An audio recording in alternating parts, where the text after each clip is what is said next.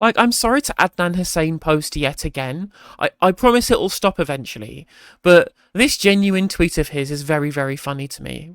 So he says, I can't think of a better gift to reform than calling for communism/Marxism. All hopes of a mass, all-encompassing movement burnt to the ground just to create another fringe factional echo chamber of which this country already has many. So whilst it isn't untrue to claim that your party has turned into a fringe factional echo chamber, the idea that that shouldn't include communists and Marxists is crazy, who have been part of the struggle for working class emancipation since their inception. Second of all, you can't call for Marxism. Marxism is a form of political economic analysis. It is an analysis of political economy. It's not something that you can call for. It's not a structure of society. It's not a political ideology that has a policy prescription necessarily. It's a form of political analysis. The idea that he thinks that somebody can call for Marxism shows that this guy actually doesn't have a fucking clue what he's talking about.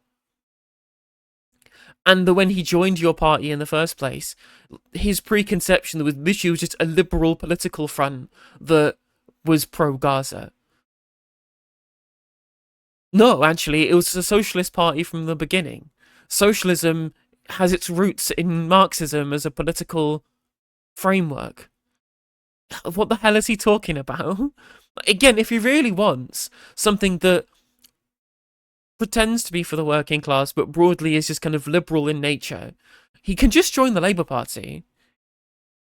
And you know what? Again, essentially, all of this is still, as far as I can see, him reacting to people being angry with the fact that he's a landlord.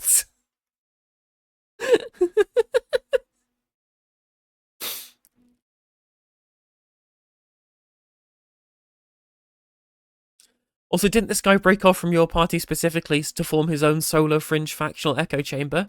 Literally. That's literally what he did.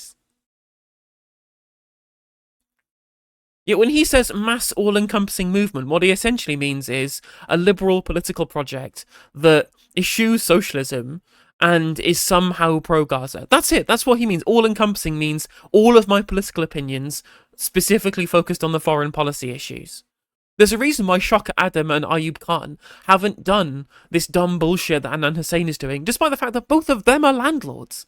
Adnan Hussain and Ayub Khan are also both landlords, and I haven't seen particularly pro-LGBT stuff from them either, but I assume that what they're doing is not caring about this social issue because they broadly agree with social democratic policy prescriptions and internationalist foreign policy, right? And localism. And then, like, Ayub Khan and Shock Adam both been excellent constituency MPs so far, from what I can see. Ayub Khan especially, when you look at the Maccabi Tel Aviv stuff. And instead of having a fight about landlordism and having a fight about LGBT plus rights, what they have done is realise that their viewpoint is clearly in the minority, as the trans liberation vote was significantly pro-trans. 70% was the margin for that one when it passed. And it's clear from the start it was supposed to be a socialist party, which means that landlordism will not be accepted by the remainder of the party, that they've just decided to be quiet about it, realise they're in the minority, and put the interests of the party over their own personal political beef. And the thing is, of course, is that for all of their faults, not many faults, but they have some, Shock Adam and Ayub Khan understand that the movement and the party is bigger than them.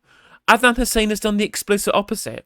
He's put his own ego, his own desire to somehow be at the forefront of what was your party and now is not his party because he's not a member of it. And all it's done is increase those factional and individual divides whilst claiming that he wants to be all-encompassing.